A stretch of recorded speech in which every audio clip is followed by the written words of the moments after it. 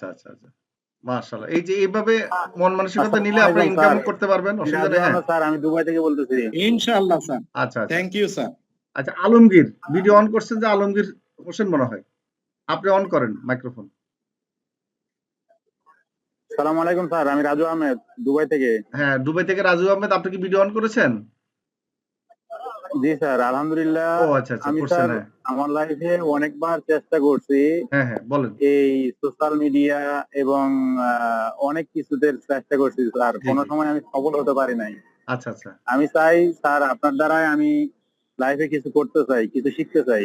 দোয়া আচ্ছা, করেন আচ্ছা। স্যার আমার জন্য। আচ্ছা, আপনি আবার পরিচয় দেন, কোত্থেকে বলছেন? আমি দুবাই থেকে স্যার।